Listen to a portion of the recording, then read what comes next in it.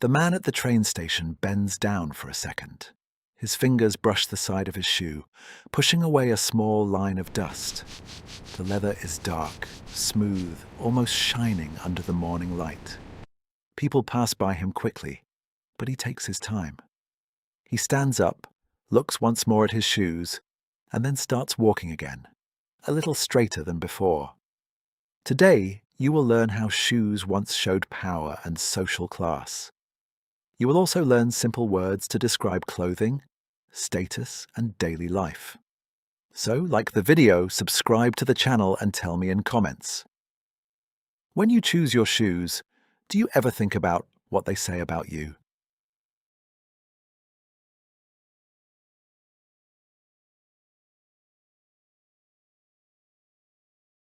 A young woman nearby checks her reflection in a shop window. Not her face, her sneakers. Clean, white, expensive. She smiles slightly, then keeps moving. No one says anything, but people notice. Oh, clothing often works like that. It speaks quietly. A suit, a dress, a pair of shoes. They can show taste, money, even confidence. Not always true, but people still read these signs. Shoes are especially interesting. They are close to the ground, often dirty, easy to ignore. Yet people spend a lot of money on them. Some collect them. Some judge others by them. There is something deeper here, something old. Long before cities had trains or glass windows, people were already looking at each other's feet. A wide road made of stone stretches across a busy, ancient city. Dust rises with every step. The sun is strong. Merchants shout, animals move slowly, and people walk in every direction. Some feet are bare. Skin touches the hot ground. You can see small cuts, dry lines, signs of hard work. Others wear simple sandals, thin leather, or tied with a rough string, enough to protect, but nothing more. Then a man appears. His steps are slower, but people make space for him. His sandals are different, thick soles, strong straps, clean even in this dust. People notice. A sandal is a type of shoe made from a flat base and straps that hold the foot. In many ancient places, it was the most common footwear. But not all sandals were the same. An empire is a large group of lands ruled by one power. In places like ancient Rome, this difference in shoes became important. The man walking through the crowd might be a soldier or perhaps a government official. His sandals are not just for comfort. They show who he is. Leather, the material used to make these sandals, was expensive. Good leather meant strong animals, skilled workers, and time. Not everyone could afford it. A craftsman is a person who makes things by hand, with skill. These craftsmen spent hours shaping leather, cutting it carefully, making sure each piece fit perfectly. Poor people did not have access to this. Many walked barefoot their whole lives. Footwear slowly became a sign. A sign is something that shows information without words. A rich man's sandals were not only stronger, they were also cleaner, better shaped, sometimes even decorated. In some places, color mattered too. In ancient Rome, certain colors were linked to power. Red, for example, was often connected to high status. Only important people could wear it. Status means a person's position in society. It shows how much respect or power they have. So when someone saw red leather shoes, they understood something immediately. That person is not like me. The road continues. And now we move closer to a large building. Guards stand outside. Their sandals are strong, built for long marches. They carry weapons, their faces serious. Inside, the floor is cool stone. A man sits on a raised chair. His clothing is soft, light, carefully arranged. His shoes are different again. Closed, not open like sandals. Made from fine leather. Possibly dyed, polished, shaped with care. A ruler is a person who has control over a country or group of people. This man is a ruler, or close to one. His shoes are not made for walking long distances. They are made to be seen. People entering the room lower their eyes slightly. They notice the shoes before they even look at his face. Power often works like this. It does not always shout. Sometimes it sits quietly, visible in small details. A servant moves across the floor. His feet are bare, silent, careful. He does not look at the ruler's shoes for long. In many ancient societies, the difference between people was very clear. Clothing helped show this difference quickly. Social class is the group people belong to based on money, work, and power. Shoes became one of the easiest ways to see this. In Egypt, far to the south, the sun feels even stronger. The ground is hot, bright, almost white in some places. Most people walk barefoot. Farmers work near the river, their feet in wet soil. Workers carry heavy stones, their steps slow but steady. Then, near a temple, a different scene. A man walks slowly, holding a staff. His sandals are light, but carefully made. The straps are neat, the base smooth. He may be a priest. A priest is a person who performs religious duties. His shoes are simple, but not ordinary. They are clean and they are allowed. Many people remove their shoes when entering sacred places. Sacred means holy or special in a religious way. So wearing shoes in such a place shows permission. It shows rank. Again, people notice. Something about this feels quiet but powerful. Shoes are not just protection anymore, they are part of identity. Identity is how a person shows who they are.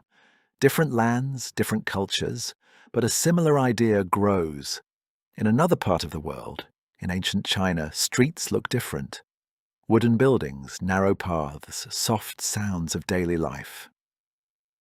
A young girl sits inside a small room. Her mother wraps her feet tightly with cloth.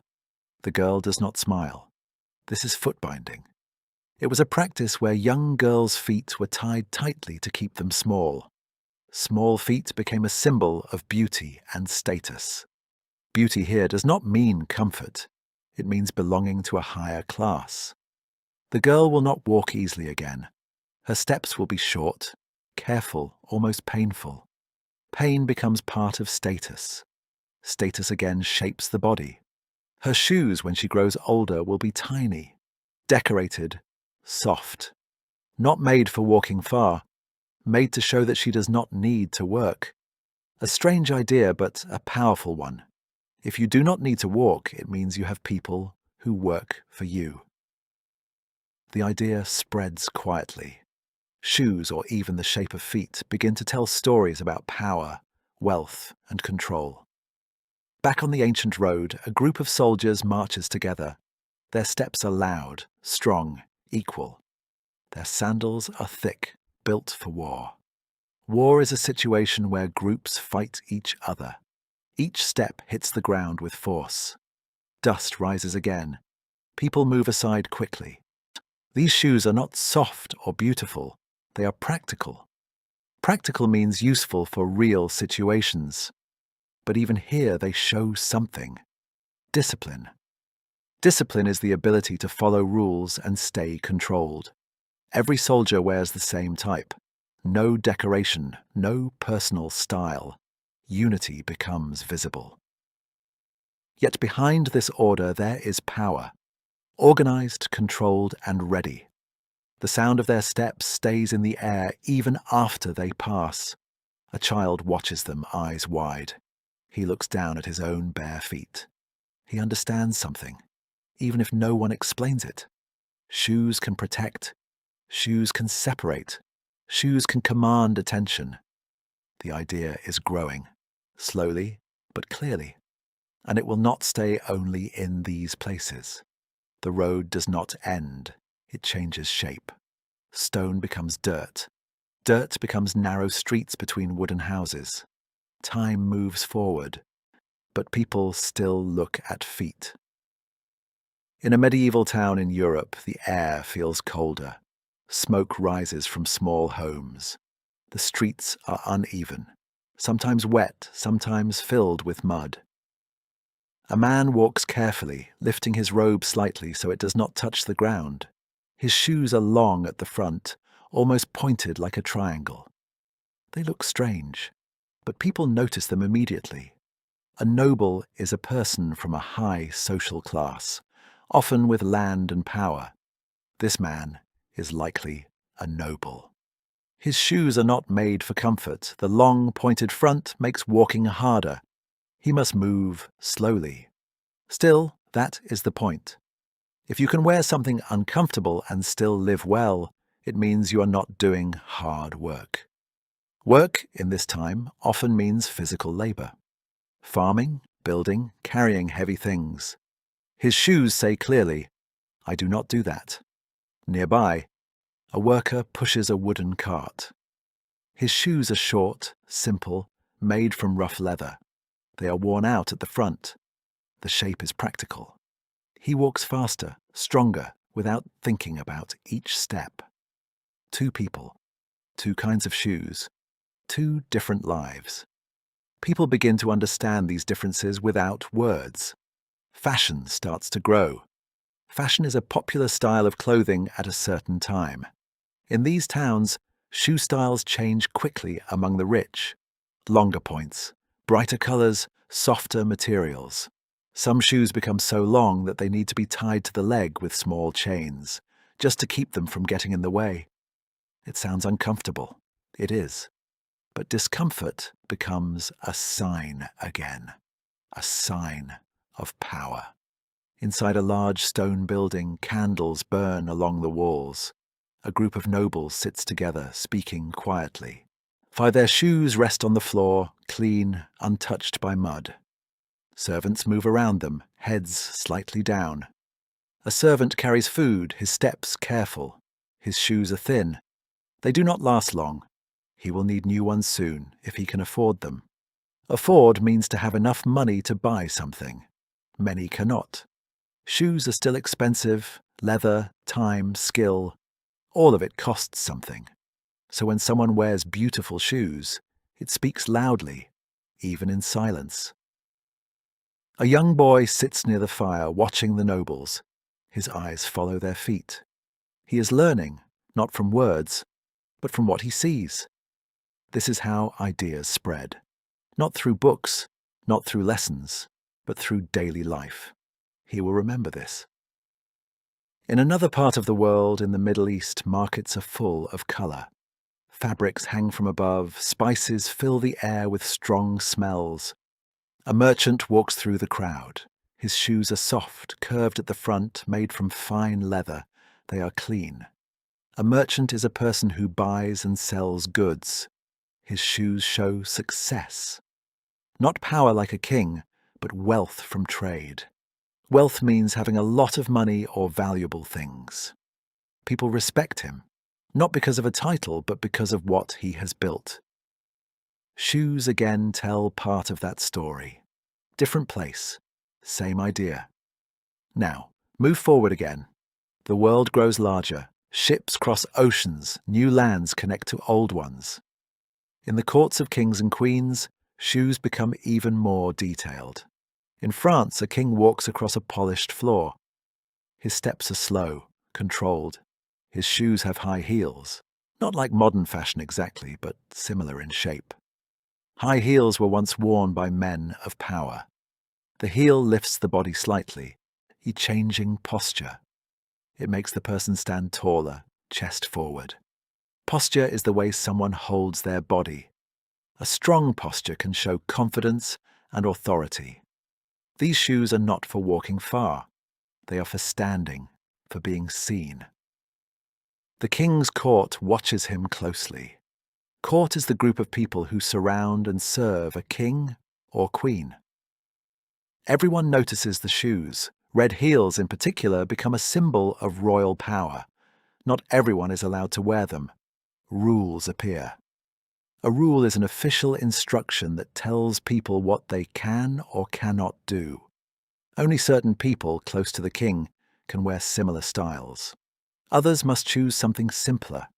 Control becomes more visible, even in something as small as shoes. A man stands at the edge of the room.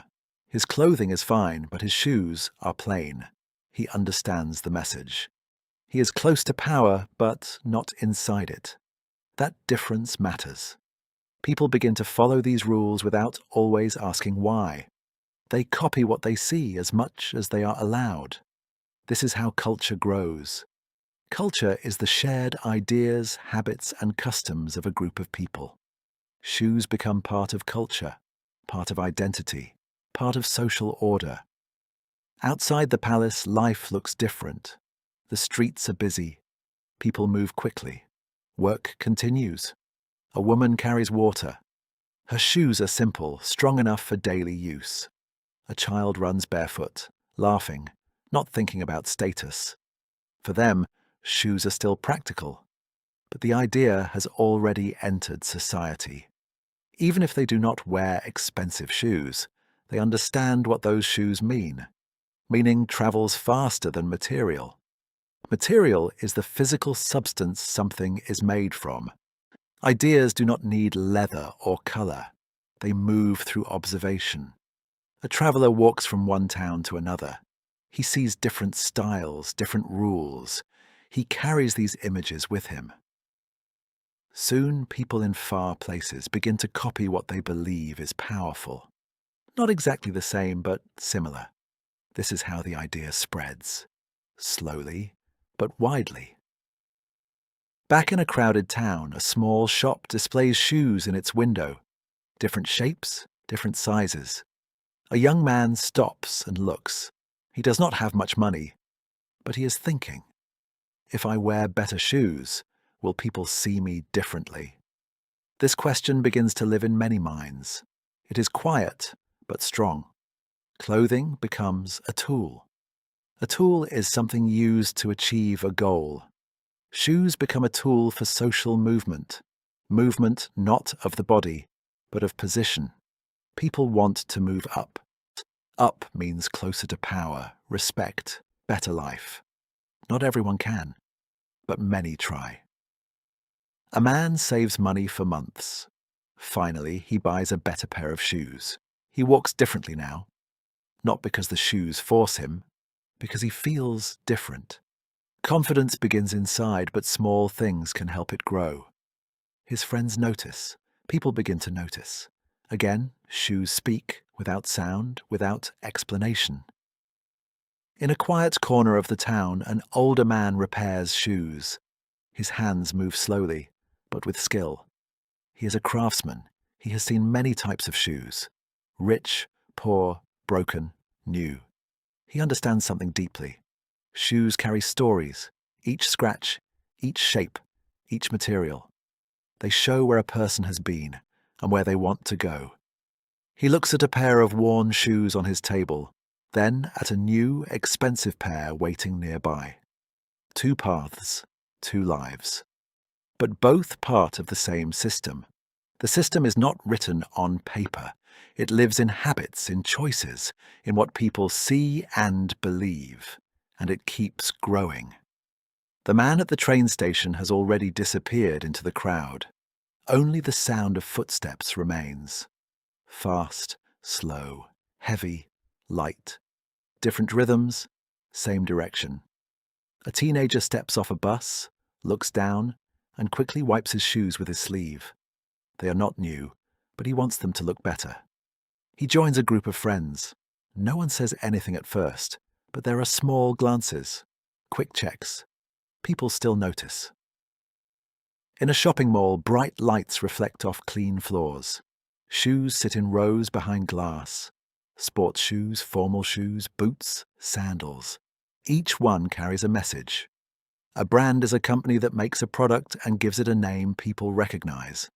Some brands are more expensive. People often connect them with success.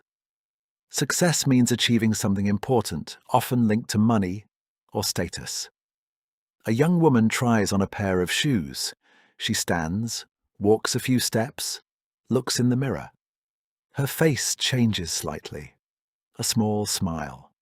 Not because the shoes are perfect, because of how they make her feel. That feeling matters. It is not only about comfort or protection anymore, it is about identity again. Identity still lives in shoes, just like before, but now the system is more complex. In the past, rules were clear. Certain people could wear certain things. Now, the rules are softer, but they still exist. People learn them through social media, friends, advertisements. An advertisement is a message that tries to sell a product. Images show perfect shoes, perfect people, perfect lives. The connection becomes strong. If you wear this, you become this. Not always true, but powerful. A young man scrolls through his phone. He sees a famous athlete wearing a new pair of sneakers. An athlete is a person who plays sports at a high level. He stops scrolling. He looks at his own shoes. They suddenly feel older, not broken, not useless, just not enough. This feeling is quiet, but it spreads quickly. Desire grows. Desire is a strong wish to have something. And companies understand this very well. They create new styles, limited editions, special colors. Limited means not many are available. This increases value. Value is how much something is worth. When something is rare, people want it more. Some wait in long lines. Some pay very high prices. Not for protection, not for walking, for meaning, for status. The same idea from ancient roads, now inside modern cities. Different shape, same feeling. In a small room, a delivery worker takes off his shoes after a long day. His feet are tired. The shoes are worn, slightly broken at the side. He sits quietly for a moment. His shoes do not show power, but they show effort. Effort is the physical or mental energy used to do something. They carry his day. They tell a different story. Not all shoes speak about status. Some speak about survival. A nurse walks through a hospital hallway. Her shoes are simple, comfortable, made for long hours. She does not think about fashion right now. She thinks about her work. Work still shapes shoes, just like before. A runner ties his shoes tightly before a race. He checks the ground, takes a deep breath. These shoes are designed for speed. Design means to plan how something will look and work. Every type of shoe still connects to a purpose, but at the same time, people still read them as signs. A businessman enters an office building. His shoes are polished, dark, clean. They match his suit. Match means to look good together. He walks into a meeting. First impressions begin before he speaks. Impression is the opinion someone forms quickly. Shoes play a small role, but a real one. Back outside, rain begins to fall. Water hits the ground, changes the sound of footsteps. People walk faster now. Some shoes handle the rain well. Others do not. A woman steps carefully to avoid water. Her shoes are delicate, not made for this. Still, she chose them. Choice is important here. Today, people have more choice than before. But choices are influenced by culture, by money, by social pressure. Pressure is the feeling that you must do something because others expect it. Even without strict rules, people still feel this. A group of teenagers sits together, talking, laughing. One of them wears very expensive shoes. The others notice. They do not say much, but the space shifts slightly. Respect, attention, maybe even a little distance. Just like ancient times, just quieter. In a museum behind glass, an old pair of sandals rests on display. Simple, worn, made from leather. A small sign explains their origin. Visitors walk by slowly. They read, they look, they move on. But for a moment, there is a connection. Past and present meet. Shoes that once walked ancient roads now sit still. Yet their meaning continues. A guide speaks softly to a group. He explains how these sandals were worn by someone of importance. Importance means having great value or influence. People listen. Some imagine the life behind those shoes. Others think about their own. The idea becomes clear without needing many words. Shoes have always been more than protection. They carry messages. They show position. They reflect identity. But they also change meaning over time. In the past, shoes clearly separated people. Now, the lines are softer, but not gone. A quiet moment returns. A man sits at home cleaning his shoes after a long day. Slow movements. Careful attention. Not for others this time. For himself. There is something personal here, not power, not status. Just respect for what he owns. Respect means caring about something and treating it well. The world outside is still full of signals, comparisons, silent judgments. But here, in this moment, the shoes are simply shoes, objects, used, worn, real. And maybe that is the balance. Shoes can show power, they can create distance, they can tell stories about class, money, identity. But they can also just carry a person through the day, from one place to another, quietly, without needing to prove anything. Back at the train station, new people arrive. Different styles, different steps. No one stops the movement. But if you look closely, you can still read the ground. Not perfectly, not completely, but enough to understand a little more about the person walking in front of you. And, maybe, a little more about yourself.